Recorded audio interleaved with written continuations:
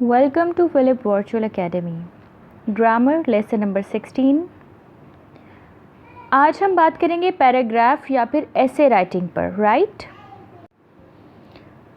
Okay, so first of all we are going to discuss that how do we start. हम paragraph या फिर essay writing को start कैसे करते हैं, ठीक है? Why am I writing this essay? सबसे पहले तो अपने आप से ये क्वेश्चन करना है. You must be having a purpose. The purpose of your essay will determine what type of essay you write. Each type has certain uses and styles. Below are 5 types of essays that you may write in 4th grade. Here I am just talking about the basic level because this is a basic language course. So whenever we talk about the education system, तो वहाँ पे होता है grade 4th 5th से जो है basic ऐसे के बारे में जो है बच्चों को नो हाउ दी जाती है, ठीक है? कि जो ऐसे जो होते हैं बेसिकली कितनी टाइप्स के होते हैं ये आपको लाजमी पता होना चाहिए, ठीक है? तो ऐसे लिखते हुए आपको एक तो पर्पस उसका पता होना चाहिए कि आप लिख क्यों रहे हैं. अब ऐसे की जो टाइप्स हैं वो पहली टाइप है नैरेटिव. ओके, नैरेटिव ऐसे से मुराद ये होता है दैट रिकॉल्स एन इवेंट और सीरीज ऑफ इवेंट्स, ठीक है? एक ऐसा ऐसे जिसमें आप बहुत सारे इवेंट्स की या किसी भी इवेंट को आप रिकॉल कर रहे होते हैं, ठीक है? लाइक हिस्ट्री ऑफ पाकिस्तान, इससे रिलेटेड कोई भी ऐसे हो सकता है. एक्सपोजिटरी ऐसे होता है जो कि एक्सप्लेन करता है, क्लैरिफाई करता है या इलस्ट्रेट करता है. आप कोई भी स्टेटमेंट ले लें, ठीक है? जैसे साइंस इज़ अ ब्लेसिंग और कर्स, तो इसमें आप एग्जाम्पलीफाई करते हो, क्लैरिफाई करते हो, इलस्ट्रेट करते हो, ठीक है? उसके बाद होता है response to literature. It shows that you understand a literary work, poem, book, story and can make judgements about the text with evidence to support it, ठीक है? ये किसी भी लिटरेरी वर्क से रिलेटेड हो सकता है जो आपने लिटरेचर के ऊपर हो सकता है. आपको किसी भी जैसे शेक्सपियर का प्ले है तो उससे रिलेटेड आप जो है एक ऐसे लिखते हो, ठीक है? तो उसमें जो है आप उसको इन डेप्थ, क्योंकि आपने उसको रिसर्च किया हुआ, पढ़ा हुआ है, तो आप उसको जो है अपने एविडेंसेस जो है उसके अंदर आप ग्रेजुअली जो है वो ऐड करते हो. तो इस तरह का ऐसे जो होता है वो रिस्पॉन्स कहलाता है टू लिटरेचर. उसके बाद होती हैं समरीज़ के टाइप के ऐसेज होते हैं जिसमें हम समराइज़ करते हैं that contain the main idea of the reading selection and the most significant details, ठीक है? तो जो भी हो सकता है, कोई एक थीसिस हो, कुछ एक बड़ा टॉपिक हो, बहुत रिसर्च टॉपिक हो, उसमें से आपने समरी की फॉर्म में किसी ऐसे को लिखना हो. उसके अलावा इंफॉर्मेशन रिपोर्ट्स की फॉर्म में ऐसे होते हैं जैसे कि a report where do you research and you can cite facts from different sources like books, magazines और online articles.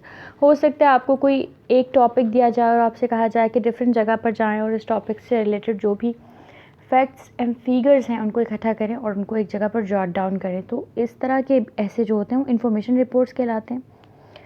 All right, so the next thing is introduction. Every essay has 3 parts. How many parts? 3 parts. A beginning, a middle and an end, ठीक है? एक beginning होता है, एक middle होता है और एंड होता है. The beginning is also called the introduction, ठीक है? बिगिनिंग को इंट्रोडक्शन भी कहते हैं.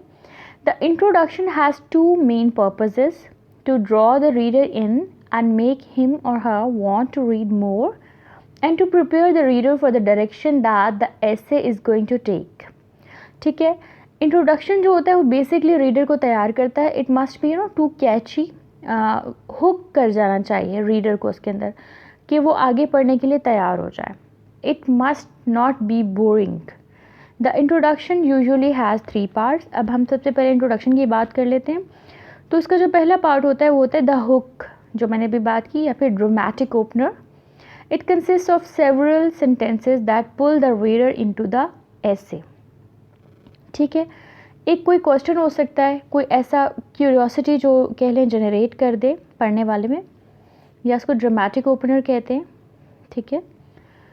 उसके बाद जो सेकेंड चीज़ होती है transitional sentence that connects the hook to the thesis statement. देखिए, ट्रांजिशनल सेंटेंस क्या होता है? जो बेसिकली हुक को, यानी कि जो आपने उनके अंदर क्यूरियोसिटी कह लें कि उभारी है, उसको वो बेसिक जो टॉपिक है उससे जो है वो रिलेट करता है। उसकी जो थीसिस स्टेटमेंट है, लेट्स से कि कोई बात करने जा रहा है साइंस इज़ अ ब्लेसिंग, ठीक है, बजाय इसके कि वो कहे कि साइंस इज़ अ कर्स, वो साइंस इज़ अ ब्लेसिंग को सपोर्ट कर रहा है, तो ये एक थीसिस स्टेटमेंट होगी उसकी। अब उससे जो है वो जो भी हुक उसने जो भी क्रिएट किया है उसके साथ वो उसको लिंक करेगा। The thesis statement is one और two sentences that states the idea of the essay, जो बेसिकली आपके पूरे ऐसे का एक जिस्ट होता है, एक क्रक्स होता है, जिसमें आप पूरे के पूरे ऐसे को जो है डिस्क्राइब करते हैं। It has a topic sentence that states your opinion, right. कोई भी पैराग्राफ जो होता है उसका एक टॉपिक सेंटेंस होता है जो कि आपकी ओपिनियन को प्रेजेंट कर रहा होता है। It gives facts about the topics, right? Persuasive writing has a conclusion that restates your opinion. यहाँ पर कुछ एग्जाम्पल्स दी गई हैं। brainstorm for ideas, organize your ideas, focus on language, write a draft, improve your draft, write a final draft. आपको याद होगा lesson number 14 में, इससे जो पिछला लेसन था उसमें मैंने आपको बताया था कि there are so many things that you can do while you are going to write. तो उसमें जो सबसे पहली चीज़ होती है, सबसे पहले ब्रेनस्टॉर्म करें आइडियाज़ को। जो भी आप लिखने जा रहे हैं, you must be having random ideas related to that. उन आइडियाज़ को आप कहीं पर भी रैंडमली लिख लें, फिर उनको ऑर्गेनाइज़ करें। ऑर्गेनाइज़ करने से मुराद ये होता है, लेट्स से आप हिस्ट्री से रिलेटेड कोई टॉपिक है, देखिए अब उसको आप क्रोनोलॉजिकल ऑर्डर में लिख लें। पहले आपने रैंडमली लिख लिया, अब आप इस तरह से करें कि आप उसको ईयर बाय ईयर लिख लें कि पहले ये हुआ, फिर वो ये हुआ, फिर वो हुआ, तो उसकी एक सीक्वेंसिंग कर लें। उसके बाद अपनी लैंग्वेज को फोकस करें। अब एक ही वर्ड बार बार यूज़ नहीं होना चाहिए, तो आप सिनोनिम्स पर फोकस करें कि एक ही लफ्ज़ को बार बार इस्तेमाल नहीं करें, बल्कि उसी के मिलते जुलते जो है वर्ड्स को अप्लाई करें। उसके बाद एक ड्राफ्ट लिखें। ड्राफ्ट होता है एक रफ़ आउटलाइन होती है कि बेसिकली दिखेगा कैसे। अब जब आप ड्राफ्ट लिख चुके हो, फिर उसको इम्प्रूवमेंट की तरफ आते हैं। इम्प्रूवमेंट में ये होता है कि आप बेसिकली उसको पढ़ते हो, उसमें कुछ करेक्शन करते हो, कुछ काटते हो, कुछ ऐड करते हो, ठीक है, सिनोनिम्स ऐड करते हो। उसके बाद फिर आप फाइनल ड्राफ्ट करते हो और फिर आप प्रूफ रीड करते हो, right. Here is a beautiful thing I want to share. The words become a sentence, sentences become a paragraph, paragraphs become an essay. An effective paragraph needs simple, compound and complex sentences, right? An effective essay needs several strong paragraphs with good transitions. Transition क्या होती है? जब आप एक paragraph से दूसरे paragraph में जा रहे हो, तो how beautiful you jump from one paragraph to another, इसको हम क्या कहते हैं? ट्रांजिशन कहते हैं। तो ट्रांजिशन जितनी अच्छी होगी, उतना ज़्यादा कनेक्टिविटी फील होगी, उतनी ज़्यादा कोहेरेंस होगी, और उतना ज़्यादा आपका रीडर जो है वो आपकी बात को समझ पाएगा, right. How do we start? हम स्टार्ट कैसे करते हैं? Identify an issue, okay, propose questions to brainstorm and research to find answers to your questions, ठीक है। तो बेसिकली जो भी आपका आइडिया है, जिसके बारे में भी आप लिखना चाह रहे हो, तो फर्स्ट ऑफ ऑल आपने क्या करना होता है कि आपने रीइंफोर्स करना होता है, ब्रेनस्टॉर्म करना होता है, आइडियाज़ को जॉट डाउन करना होता है, ठीक है। आपने एक इशू आइडेंटिफाई कर लिया जिस पर आपने लिखना है, ठीक है। अब आपने प्रपोज करने क्वेश्चंस अपने जहन में सोचें, उससे रिलेटेड सवालात। अब उन सवालात के जवाबात को रिसर्च करें। हो सकता है आपके जहन के पास ख़ुद जवाबात हों, और इसके लिए आप सर्फिंग कर सकते हैं, बुक्स पढ़ सकते हैं, एनसाइक्लोपीडिया, विकीपीडिया, व्हाट एल्स। अब क्या करें? आप एक पैराग्राफ असेंबल करने की कोशिश करें, ठीक है। उसके बाद प्रॉपर टेक्स्ट स्ट्रक्चर जो है वो यूटिलाइज़ करें, उसकी फॉर्मेटिंग करें। जितने भी पॉसिबल सोर्सेज हैं उनको, उनकी साइटेशन की कोशिश करेंगे, उनका हवाला दें आप, कोलैबोरेट करें, रिवाइज़ करें, उसको रिवाइज़ करें। ये बहुत ज़रूरी होता है कि जब आप एक चीज़ ड्राफ्ट बना लेते हो, तो उसको आपने लाजमी जो है फाइनल ड्राफ्ट बनाने से पहले you have to revise it, you have to इसमें जितनी ज़्यादा इम्प्रूवमेंट आ सके उतना अच्छा है।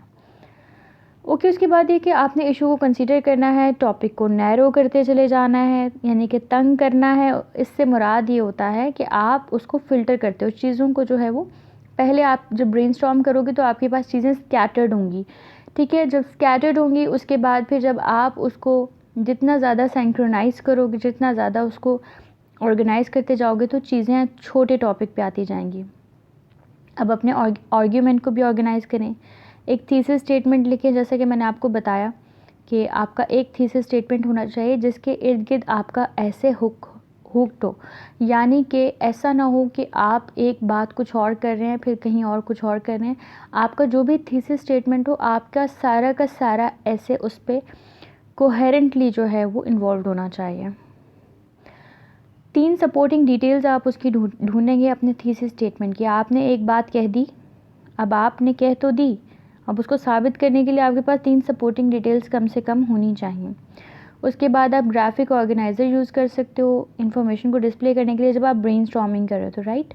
उसके बाद इंट्रोडक्टरी पैराग्राफ लिखो जिसके अंदर थीसिस स्टेटमेंट होनी चाहिए। फिर अब आप अपने ऐसे के 3 पैराग्राफ्स लिखोगे, ठीक है। 3 पैराग्राफ्स लिखोगे, यानी कि उसमें सपोर्टिंग डिटेल्स की जो बात हुई थी वो आप हर पैराग्राफ में अलग अलग एक्सप्लेन करोगे। उसके बाद you will write a conclusion, ठीक है। कोलैबोरेट करें, ग्रुप्स में वर्क कर सकते हैं, ठीक है, और इस इंफॉर्मेशन को आप पब्लिश भी कर सकते हैं। तो ये एक ऐसे लिखने का कॉम्प्रिहेंसिव सा तरीका है।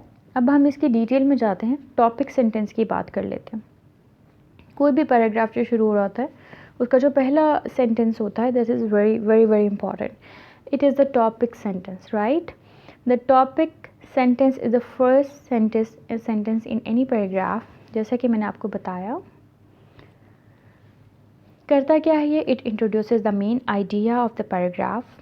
मैंने आपको पहले भी बताया था, एक पैराग्राफ से दूसरे में जाते हैं तो बात चेंज हो रही होती है। जब बात चेंज होती है उस बात को आप इंट्रोड्यूस करवाते हैं फर्स्ट पैराग्राफ में, और उसको आप क्या कहते हैं, पैराग्राफ का टॉपिक सेंटेंस।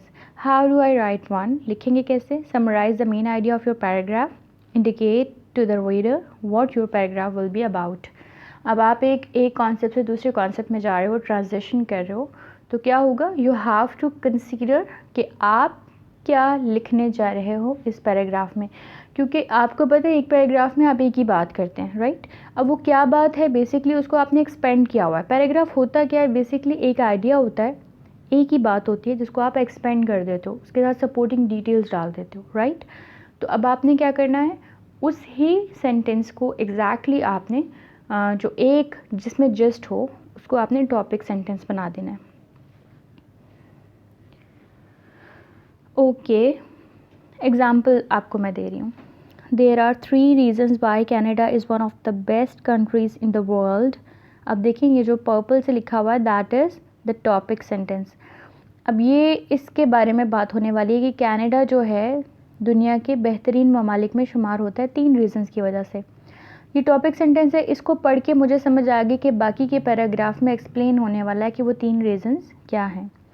तो फर्स्ट रीज़न है, Canada has an excellent health care system, all Canadians have access to medical services at a reasonable price. Second, Canada has a high standard of education. Students are taught by well-trained teachers and are encouraged to continue studying at university. यहाँ पे full stop. अब देखें यहाँ पे 3 reasons जो है वो बताई गई हैं कि कनाडा की 3 ऐसी क्या अच्छी बातें हैं जिसकी वजह से वो दुनिया के बेस्ट ममालिक में उसका शुमार होता है। अब देखें इसके बाद फाइनली यहाँ पे रेड कलर का आपको दिख रहा होगा, finally Canada cities are clean and efficiently managed.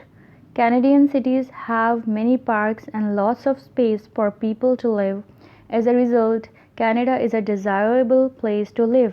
अब देखिए बात शुरू भी वहीं से हो रही थी, the Canada is among the best countries of the world, और बात ख़त्म भी वहीं हो रही है, as a result Canada is a desirable place to live. इसको कहते हैं स्मूथ ब्यूटीफुल ट्रांजिशन, यानी कि आपने बात की, उसको फिर सपोर्टिंग डिटेल्स दी, फिर उसी बात को उसी नोट पर ख़त्म कर दिया। आपने इसमें आए बाएँ शाए नहीं किया, राइट। यानी कि जो बात आपने की थी उस पर आप स्टिक कर रहे हो और उसी को एक्सप्लेन कर रहे हो, उसी को फर्दर एक्सपेंड कर रहे हो। So this is the example of a perfect paragraph. Supporting sentences क्या होते हैं जिसके बारे में मैं अभी बात भी कर रही थी, they come after the topic sentence. पहले टॉपिक सेंटेंस आया, जैसे कि इसमें पर्पल वाला जो था वो टॉपिक सेंटेंस था, उसके बाद जो 3 रीजंस थी वो सपोर्टिंग डिटेल्स थी, right. They come after the topic sentence making up the body of a paragraph, right. What do they do? Basically they give details to develop and support the main idea of the paragraph, ठीक है। जो भी आपने main idea दिया है उसको further कह लें कि जो उसकी डिटेल्स हैं उसको सपोर्ट करता है वो। How do I write them? You should give supporting facts, details and examples. It is very simple. जैसे यहाँ पे अगर आपने 3 रीजंस देने थे कनाडा के बेस्ट होने के, तो वो आपने फर्स्ट, सेकंड, थर्ड करके दे दिए। Okay, there is another example. Okay, यहाँ पर देखें वही वाली एग्जाम्पल दोबारा जो है वो रिपीट हो रही है, जैसा कि मैंने आपको पहले भी बताया। तो यहाँ पे जो रेड पार्ट है इसको अलग से हाईलाइट किया गया है। वो सारा पार्ट जो है वो बेसिकली क्या कर रहा है, कनाडा की जो हमने पहली पैराग्राफ की जो लाइन है, टॉपिक सेंटेंस है, उसको जो है वो फर्दर एक्सप्लेन कर रहा है। What is the closing sentence? मैंने आपसे कहा था कि उसकी जो ट्रांजिशन है, जो ख़त्म हो रहा है, क्लोज हो रहा है, वो लास्ट सेंटेंस होता है किसी भी पैराग्राफ का। अगर मैं यहाँ पे देखूँ आखिरी, यहाँ पर देखें आप, as a result Canada is a desirable place to live, right. तो ये जो लाइन है एज अ रिज़ल्ट से लेकर लिव तक, ये क्या है आपके पास? क्लोजिंग सेंटेंस है। It is the last sentence in a paragraph. What does it do? It restates the main idea of your paragraph, right? It restates the main idea of your paragraph. Means आपने बात कहाँ से शुरू की थी उस paragraph की? अगर हम एग्जांपल लें कनाडा के, कह लें कि उसके बारे में हम बात कर रहे थे, वाई इज़ इट बेस्ट, और फिर हमने उसको रीस्टेट किया दोबारा आखिर में, ठीक है। आपने देखा it is a desirable place to live, right. How do I write one? तो आप कैसे लिखोगे? आप उसी पूरे आइडिया को रीस्टेट करोगे, बट रिमेंबर कि आपने टॉपिक सेंटेंस को एज इट इज़ दोबारा नहीं लिखना, आपने उसको रीस्टेट करना है, कंक्लूड करना है, और आपने फाइनली, अल्टीमेटली इस तरह का या एज अ रिज़ल्ट इस किस्म के वर्ड्स जो हैं वो यूज़ करने हैं, ठीक है। अब देखें यहाँ पर आखिर में देखें पर्पल से हाईलाइट कर दिया गया, as a result Canada is a desirable place to live. Okay, उसके बाद फिर दोबारा उन्हीं प्रोसेसेस को एक्सप्लेन किया गया है कि पहले प्री राइट करें, फिर ड्राफ्ट करें, फिर रिवाइज़ करें, फिर एडिट करें, फिर पब्लिश करें। ये किसी भी जर्नलिंग के असूल होते हैं। प्री राइटिंग पैराग्राफ्स क्या होते हैं? What is the pre writing stage? The pre writing stage is when you think carefully and organise your ideas to your paragraph before you begin writing, right. इसमें क्या होता है कि आप ब्रेनस्टॉर्मिंग कर रहे होते हैं, वेरी सिंपल, जैसा कि मैंने आपको पहले भी बताया। रैंडमली बहुत सारे आइडियाज़ बम्बार्ड हो रहे होते हैं आपके जहन में, तो आप उनको जो है कहीं पर लिख लेते हैं।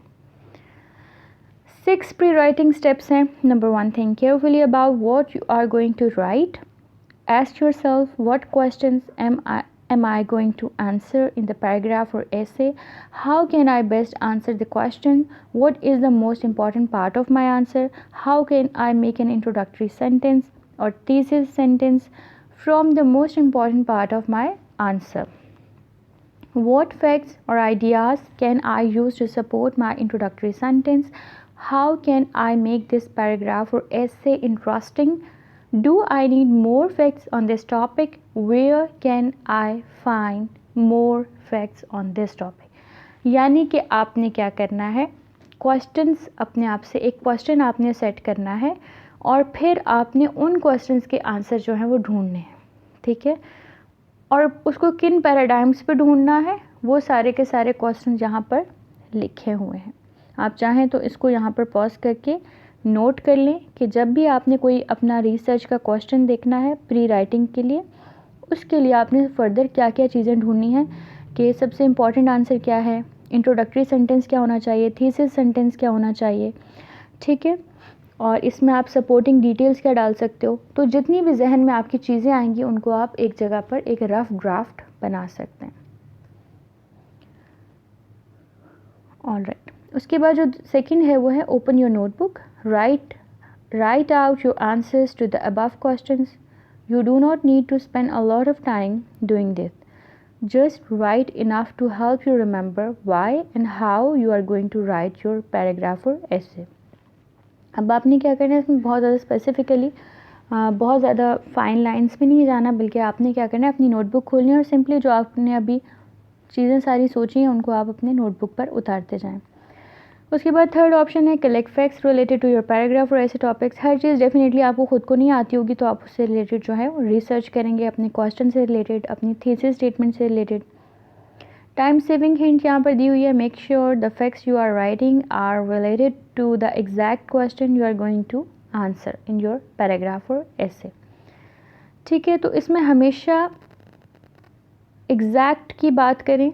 ठीक है, क्योंकि ज़रूरी होता है कि आप जो बात कर रहे हैं आप उस पर स्टिक करें या नहीं करें. जितना आप डेविएट करेंगे उतना ज़्यादा आपका जो है वो ऐसे है या पैराग्राफ है वो ज़्यादा कह लें कि उसमें कोहेरेंस ख़त्म हो जाएगी.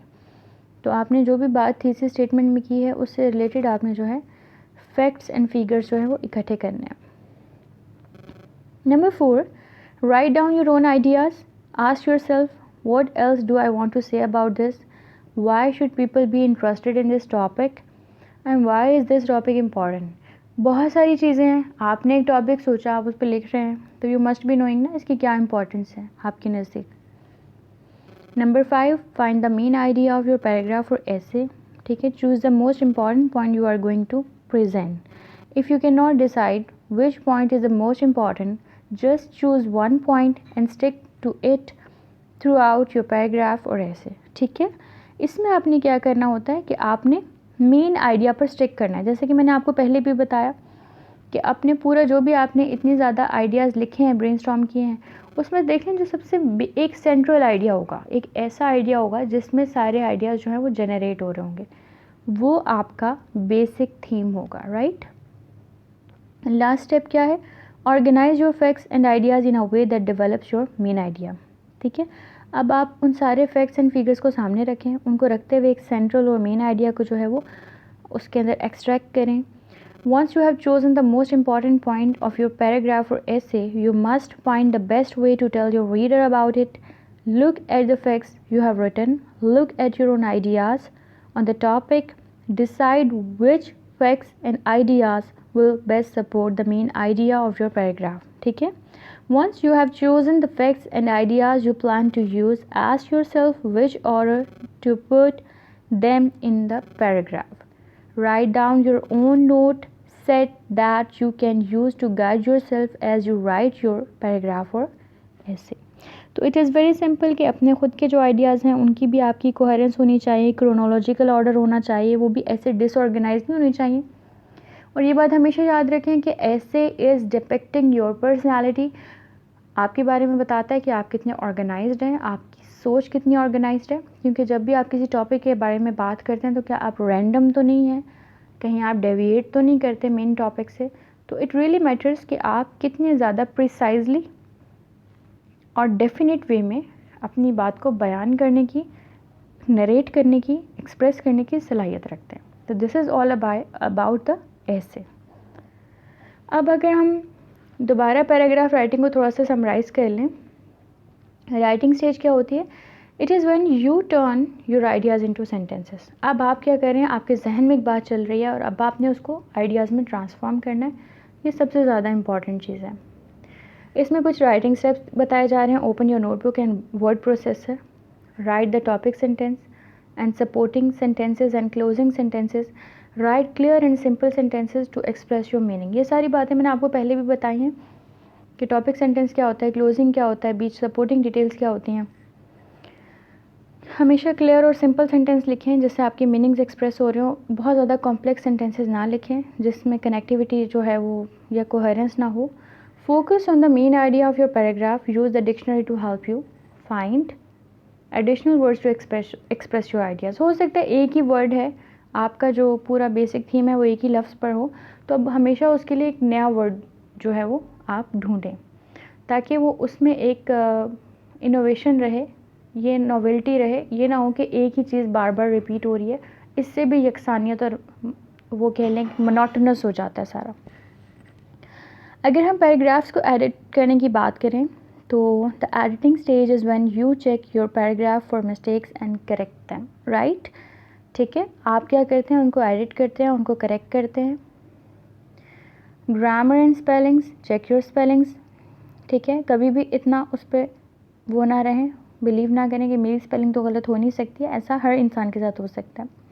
अपनी ग्रामर चेक कर लें, अपने ऐसे को दोबारा पढ़ लें। Make sure each sentence has a subject, हमेशा याद रखें हर सेंटेंस का एक सब्जेक्ट होना ज़रूरी है।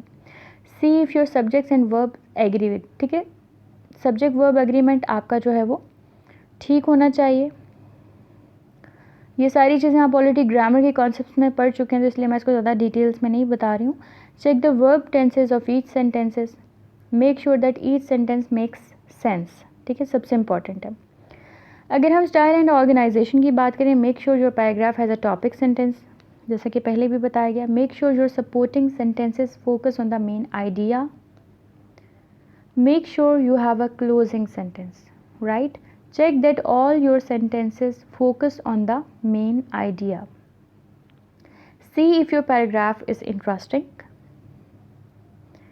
Okay, last minute suggestion है आपके लिए. Set your essay aside for a while. If you have time, come back to it later.